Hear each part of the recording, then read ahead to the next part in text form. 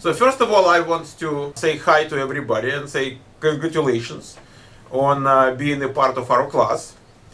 And that is the very first time we are doing that online. And the idea of the class is no matter where you are in the world, we want you to get a job within a couple of weeks after the class, maybe even before you graduate from that class. First two sessions in that class are trial sessions. So I will look at you and you will look at the class. So you decide if you want to be a part of it. And then I decide if I want you to be a part of it, because I have to prove that class really leads to employment. It is not a kind of entertainment type of thing. It does lead to employment. Now, two sessions from now, so we will decide who finally joins the class. And I will not introduce certain components until we will finalize and decide who stays with the class. We will record all the sessions, so you can listen again and again and again, and we can maybe share it with other people as well. We meet 3 times a week. This particular week, all 3 sessions are going to be about theory of software testing. And starting next week, 1 out of 3 sessions is going to be a live project. We will test a real life software application, which will become then part of your resume, which will help you to get a job and so on. So we will mix theoretical study and practical execution of testing. We also expect you to spend considerable time at home doing homework. And it really depends how fast you are, how prepared you are to that class. But I would say it might easily take in between 10 to 20 hours a week to really be successful in the class. Welcome to the software quality assurance class.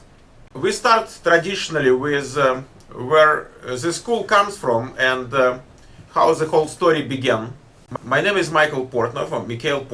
In 1978, I graduated from University of Telecommunications in Moscow, Russia, with a degree in electrical engineering.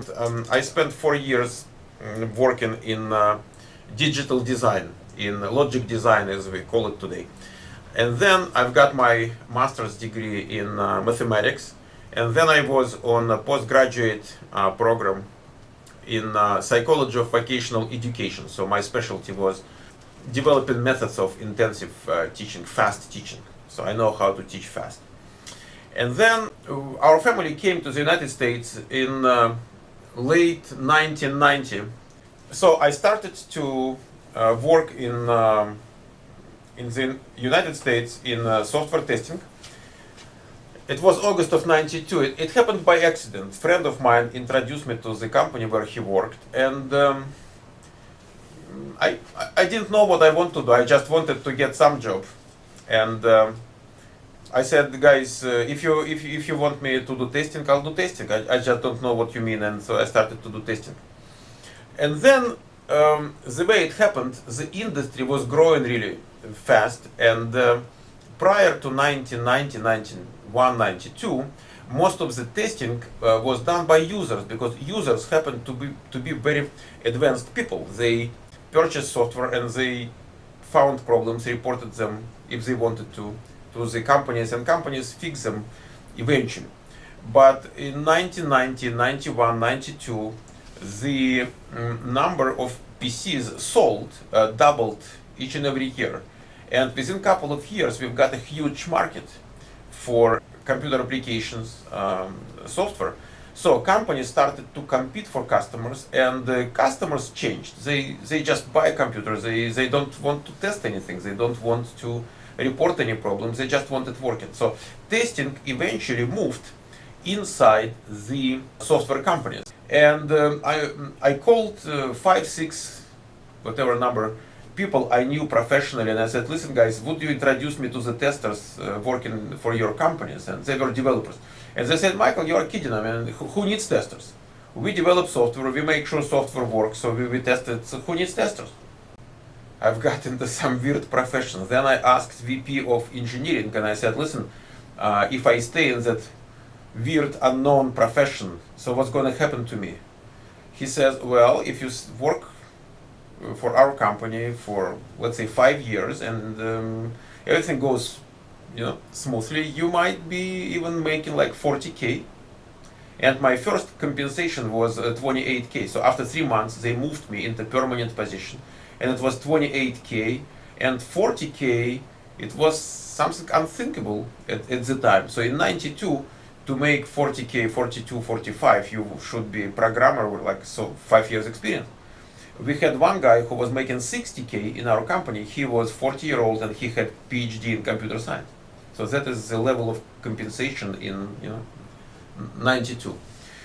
What happened after the company collapsed? There was a recession at the time. It didn't touch substantially the software market, same as the recession we have today. So other industries are suffering much more than software. Actually, software is booming right now. So it was very similar, in '92, and it was growing, and companies were coming and going, but the job market was growing. Company collapsed in maybe 10, 11 months. I've got another job, and another job was 36K. So nice move, from 28 to 36, and then it took me maybe 3 weeks to get a job, and within 1 week I found 5 ads in a local newspaper, and newspaper was the only really source of advertisement, and I considered myself to be a very progressive guy because I purchased fax machine. To make the long story short, it was the time when profession started to boom. The IT industry was booming, and the QA profession was booming, and the compensation was growing. My next job was 36K, and then it grew up a little bit, so it became 40.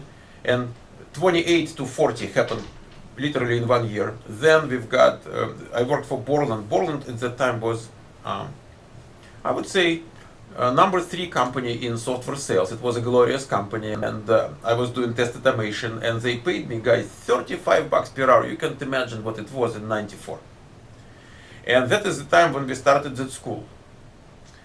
And I had a couple of more jobs later on, but the school was growing so fast, so at some point I had to decide what to do, because I couldn't do both together. So since late '96, I'm doing the school full-time. And out of that specific slide, I want you to kind of realize that the software QA profession is very new. It is very new. It was born in early '90s, and I would say most of our graduates up until '97, '98 were very first testers hired by those companies. They didn't have testers, and after '98 it was kind of weird to see a company which does not have testers. But prior to that, it was pretty much common.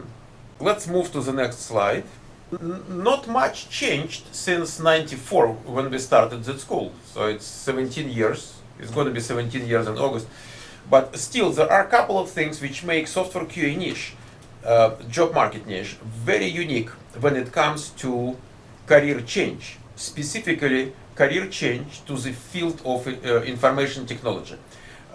Lots of people ask us, why don't you teach network administration? Why don't you teach Oracle development? Why don't you teach this and that? Here is the list of reasons why we do not do that. So first of all, age. I wouldn't say exactly it works for you. The older you are, the better, but it does not work against you. You could be 25, you could be 35, you could be 45. We have people well over 50 here in a school, and they still can go and start their career. Imagine someone, let's say, imagine an accountant who decides to become a software developer at age 48. Guys, I'm not saying the chances are zero, the chances are close to zero. But let's say that accountant becomes software developer, gets a job. Imagine how miserable that person is competing to the kids with 10 times more productivity. Now, in QA, it's okay, it's normal, it is not something unusual, it's everywhere. Number one. Number two, computer science degree, when you do software testing, is not required. It's not required. We do not have enough computer science graduates to do development. If you go to computer science, program, so doing software testing is not exactly the glorious job. So they are trained to develop software, not exactly to test. So software testing recruits people from all ways of life, and if you don't have computer science degree, it's okay. And in our school, maybe 99% of people have some college degree. Doesn't matter which kind of degree. And they are still okay. Technical might be a little bit easier, maybe, looking for the first job, but still, it's okay. Previous profession helps in terms of having some transferable skills. Let's say, whatever kind of engineering you do, you work with documentation. Testers work a lot with documentation. You've got a transferable skill of working with documentation. Quality control means making sure what you do is still okay. It's up to requirements and specifications. It could be mechanical engineering, it could be civil engineering, it could be any kind of technology, but it is there. Industry knowledge could be helpful. For example, we have lots of graduates who get jobs because they are coming from accounting background or mechanical engineering background or any kind of background for which companies develop software. I would say financial is very popular. Knowledge of any foreign language, not any, but lots of foreign languages, specifically Japanese, German, French, few more. Fairly high compensation means we do not definitely make as much as developers make, but we do not make half of that or 1/3 of that. Testers in average would make maybe 80-85% of what developers are making. But if you compare the stress level, if you compare the skill level, if you compare the responsibility level, I would say per one calorie of energy tester spends, okay, tester gets more money than developer. High demand in major urban areas. Wherever you go, there are going to be companies developing software. There are going to be same companies testing software. It's very difficult to imagine any metro area where you cannot go and get a job in software testing, and I would say it's much easier now to get a job outside of Silicon Valley rather than in Silicon Valley.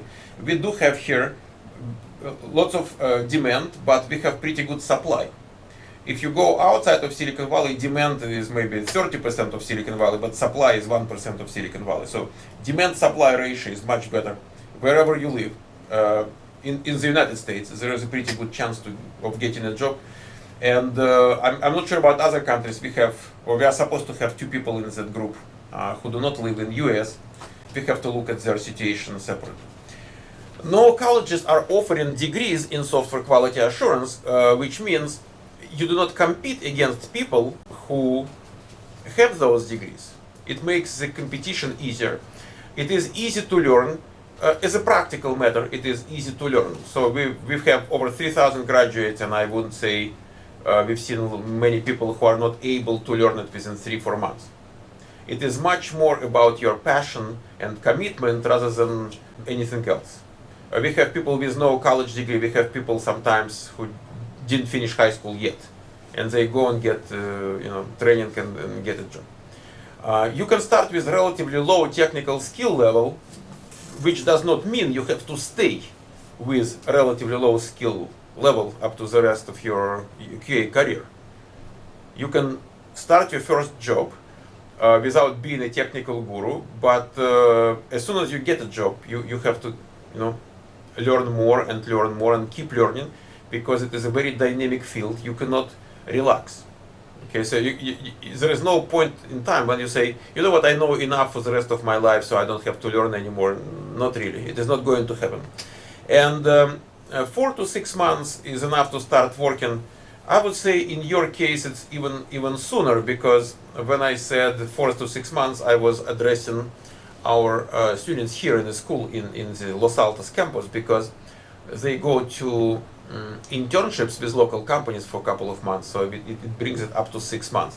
In your case, we replace the internship with the project we are going to do in parallel with the theoretical study. So, in my opinion, 10 weeks from now, all of you should be ready to go to the job market, and if you want to go to the job market earlier, I'm a very strong proponent of that.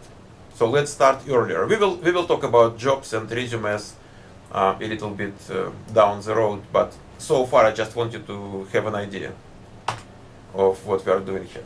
So what is software testing? So software testing is a professional field, is a subject area.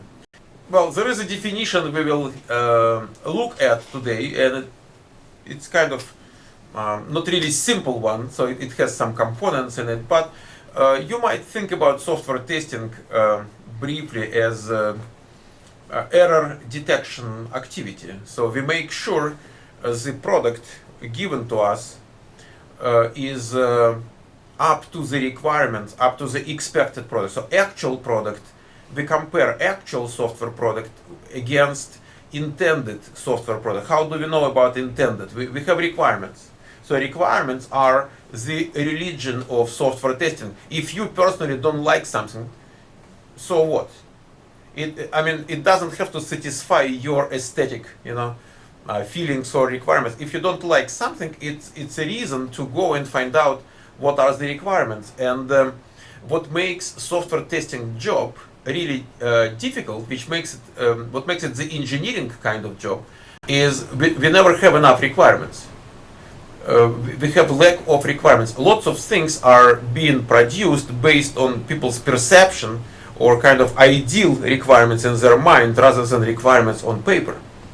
So your job as a software tester is similar to project management job. So what is your project? Your project is gathering requirements. If you know the requirements, then you have to make sure that software is up to the requirements. So you test, you find the differences, you find errors. Not just that, we will go into more detail, but that is the major activity of a software tester. So then we look at what is inside, what are specific activities of software tester. So first of all, you have to learn the product which you test. You have to learn the requirements. Unless you know the requirements, you cannot really do much. You cannot compare actual software against intended, because you don't know anything about intended. And when you start working, maybe 95% of what you do is learning. But even 3 years, 4 years, 10 years after, even if you work for the same company, you still keep learning, because product gets more features, environments change, platforms change, different things change, so you keep learning. But from our standpoint, since we are in a career change mode, the interesting outcome of that is, let's say you get a job and you start Monday next week. You have a couple of weeks at least within which nobody expects much from you, because everybody knows you have to learn the product.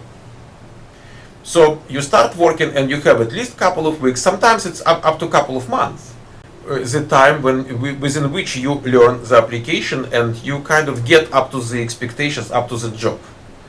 So you have some luxury, of having that gap. So you learn the product. How do you learn the product? Requirements, documentation, you talk to people, you go to meetings. That is what's happening. Sometimes you have zero requirements, sometimes you have a lot. Ad hoc means, it comes from Latin, and it means you have no idea what you are doing. Sometimes people call it monkey testing. Boom, boom, boom, boom, boom. So no idea. Ad hoc results in lots of bugs, because when people consciously test, they create certain situations in their mind, how a user will use the product, and then they make sure it works. But what if user does something you cannot even imagine? So it will be uncovered by ad hoc testing. But since you have no idea what it does anyway, you just started, and whatever you do, it's kind of ad hoc. And after the slash, we are talking about exploratory testing. Exploratory testing has a purpose. It is not monkey testing. Exploratory testing comes out of your curiosity, out of your learning curve. So you get involved in ad hoc and exploratory testing. You make sure you kind of explore the product, you play with that product, so you get some idea how it works, how it should work. And anytime you obtain knowledge about the application, you can document that knowledge in the form of test documentation. So you write test cases. Not just test cases, we have lots of other types of documentation, and we'll cover that in our class. Then you execute test cases, so you test. We call it structured testing. Structured is opposite to ad hoc. So ad hoc means you have no system in mind, and structured means you do have that system. You just execute procedures. You can automate test cases, and if you know test automation tools or sometimes programming languages, you report bugs, and you make sure bugs are fixed. When developer says fix, you have to go and make sure it is fixed. So there is some technology involved. So next slide talks about what we learned in that class. So first of all, we learn software testing methodology, which means what we do, at which point we do this and that, and why we do this and that. Unless you understand software testing methodology, you don't know what to do. You need someone who tells you always, do this, do that. So software testing methodology allows you to understand what to do at each and every stage of software development lifecycle. Test planning and test documentation is a big deal. Most of the people hate paperwork. They do not like to develop test procedures, and then if you don't mind doing that, or some people enjoy doing that, so you have real advantage over people who just like do monkey stuff and crash buttons on the keyboards. So writing bug reports, you find a bug, you have to write a bug report. We teach you that, and I would say after our class you are going to be real good bug reporting people, because there is a little bit of science and there is a little bit of standard procedure behind that, and you will learn it. It's not a big deal. In-house software testing project, we have a couple of applications which we include in our course, and those applications are specifically developed for the course. But we will use them to report bugs, to find them, and all the different activities, including test cases and this and that. We will do a lot in how to get a job. We have kind of, I can call it unique, maybe, methodology, because we've been working in that segment of the job market since '94, so we know a lot. And you will get a real unfair advantage over other people trying to get a job in the same field. It includes resumes and different stuff which we develop for you. Online testing project, which I mentioned before, it is going to be one session out of 3. It starts next week, and then we will give you access to self-paced classes. So what we are doing right now, it is called instructor facilitated class. Self-paced means you go there, you read the text, you answer quizzes, pass the quizzes, get certificates. So we have so far 8 classes available, and then in other 2 will be done before you finish. So there are going to be lots of study done outside of the brief sessions we have, so you will do it on your own. Next, couple of things you have to keep in mind. You are who you are, you have what you have in terms of benefits, but what you get from the society overall is proportionate to your contribution to the society. So we are trying to teach you how to contribute to the society more. So society will give you more in terms of money and career and different things. But in order to get more in benefits, you have to represent more value. So you have to change. We are in business of helping you to change, but we cannot change you without you. So it's kind of should be clear to you. And we have 2 goals here. Whatever we do, we think about how to get a job and how to keep the job. Getting the job is relatively simple, because you just have to know what to say. And some people just practice interview questions, this and that, but then they cannot keep the job. Most of our time will be given to how to keep the job, which also helps you to get a job. So we are trying to combine whatever we cover. Will have projection on both getting a job and keeping the job. Guys, anybody in the audience can tell us what's quality? How would you define quality? William, what's quality to you? The older guys you become and the more wisdom you accumulate over time, the more often you start your answers with "it depends." So when people answer the question what is quality, it depends who you talk to.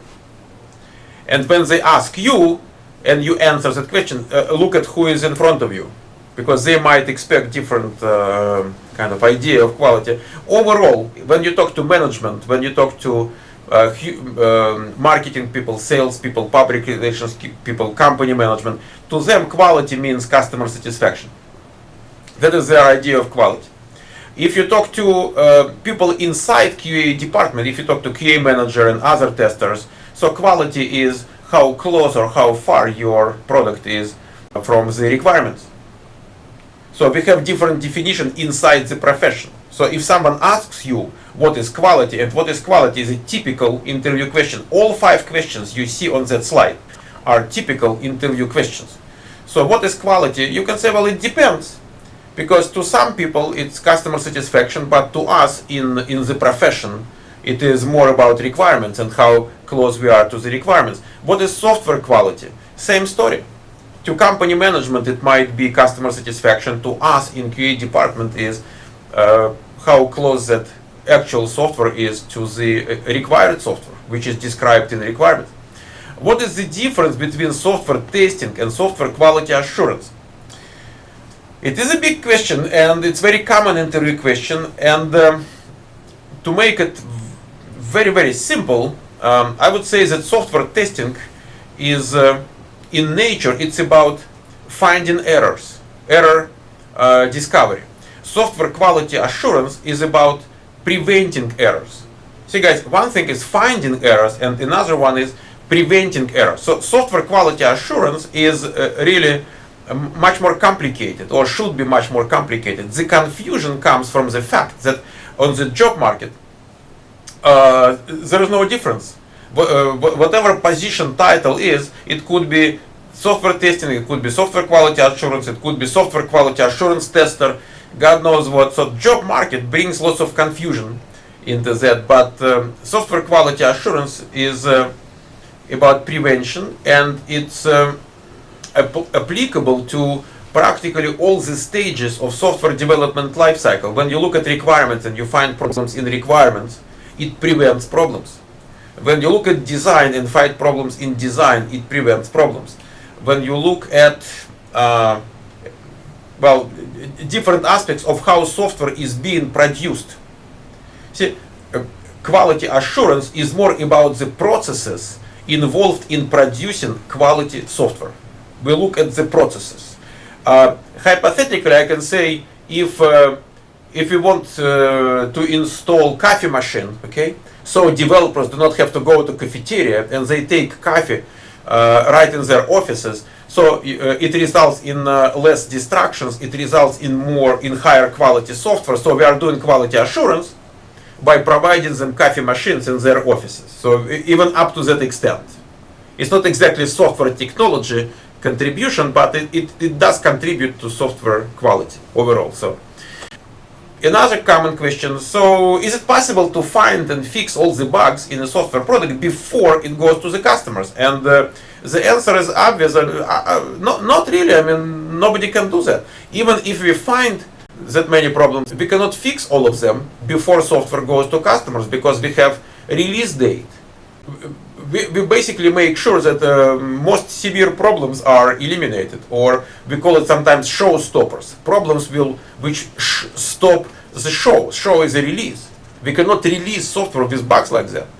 So if that is resolved, software goes to customers. Look at Microsoft Internet Explorer browser. Think how many times it crashes on you during the day. It goes to customers. So we cannot fix all the problems. We cannot find them. Even whatever we found, we cannot fix. Now, the question number 5 is, why do we test? If we cannot eliminate all the problems anyway, why in the world we test? And different people will answer that question differently, and I'm trying to give you some answer which kind of puts you aside from the crowd of testers. Because most of the people will say something like, well, at least we do our best, or at least we find something, or at least we find the most important bugs, or something like that. You want to be better than the crowd. That is how you get a job. You have to be a little bit better than the crowd. And you are saying, look, each and every organization is about procedures used in that organization. If you ever studied business, They talk about business systems. When you buy McDonald's, what do you buy? You buy systems. What are the systems of software company? Software development company. Development is a system, testing is a system, systems administration is a system. But human resources, public relations, marketing, sales, they're all systems. What are the systems of software QA department? Test planning, we have all those 5 in the list. Test planning, bug reporting, bug tracking, test automation, release certificates. There could be many more. I know one company which takes interns from us, and they have 300 people in QA department, so they have budgeting. It is one of their systems. They have to do their own budget. They have recruiting. Imagine if you have 300 people working, so you probably hire like 5-10 every month anyway. So they have many more systems, but those 5 are, I would say, kind of minimal set of systems which each and every department has in today's world, or close to that. So not everybody has automation maybe. Okay, so we just answered 5 most common questions. We have a list of 60 questions which are most frequently asked interview questions. We just looked at 5. Now we'll look at the basic types of software testing here in that next slide, and I organized them intentionally in groups so we can make the borderline between those more kind of distinguishable. So positive testing and negative testing. So positive testing is what developers are doing. You remember they told me, Michael, we do not need testers, we are testing ourselves. We develop software, we make sure it works. That is exactly what positive testing is about. You pretend you are a user, you are doing the right thing, you act properly as a user, software should provide you the proper result. That is positive testing.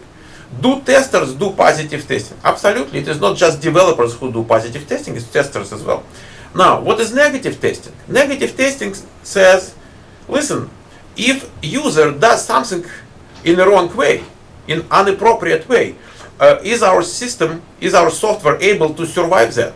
Is it able to handle that properly? So we expect decent error messages or whatever is considered to be proper reaction. So that is negative. Negative testing is much more substantial in volume. Let's say there is one way of doing things right, and there are going to be maybe 20 ways of doing things wrong. So negative testing involves much more work compared to positive, and that is what software testing people do. You cannot expect developers to do negative testing. I just want you to understand very well the difference between testing done by developers and testing done by testers. Testers are doing huge volume of testing, which is much larger than testing done by developers.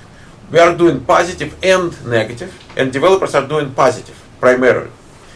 Then you also have to understand that negative testing results in more bugs compared to positive testing, because positive testing is done by lots of people and negative testing is done by practically nobody but testers. So if as a tester you go there, it's like unknown fields, it's terra incognita. You go there, all the bugs are your bugs. Nobody found them but you. It answers the question which we will look at later on. It says what is the most productive way of testing, in terms of finding bugs? It's negative compared to positive. So black box versus white box. It's about at which level testing is done. So black box is when you have no idea of source code, you do not look at source code, you behave as a user and you report bugs from the user standpoint. White box testing means you look at the source code and you find problems in the source code and you report problems at the source code level. But it is not who does testing. This is a common mistake. Some people say white box testing is done by developers. It is not true. It is not who does it, it is how it is being done. Developers do lots of black box testing. When developer pretends to be a user, developer does black box testing. If you know, let's say HTML, JavaScript, you can look at the source code of a web page and you find problem at HTML level or JavaScript level, and you report it that way, you do white box testing, even though you are not a developer. So it is not who does it, it is how it is done, with or without a referral to the source code.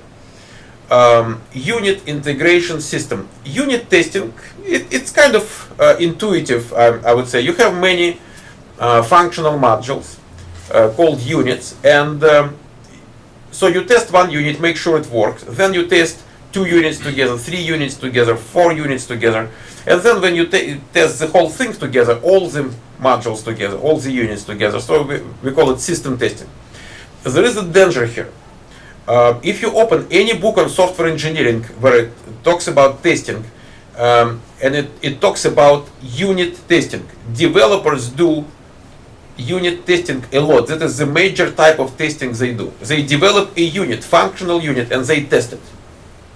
So if you open your mouse at the time of interview, or you put it in your resume and you say unit testing, people think you've done white box testing. It doesn't have to be like that. In theory of testing, there is nothing which says that, but as a practical matter, that is the case. Now, functional regression acceptance testing. Functional testing has the purpose to make sure implementation is correct. You have requirements, you have the developer does coding, developer says done, implemented. So then you have to go and make sure it is implemented properly. We call it functional testing. When you say functional testing passed, it means requirements are implemented properly. Then development continues, and next day after functional testing passed, or maybe 1 week after, maybe 1 month after, there is a change, there is a modification made to the code. Why that modification was made? We don't care. It could be fixing a bug, it could be continuing development, it doesn't matter. The code was modified. What might happen, and what happens really sometimes, by modifying the code, we break down something which used to work before.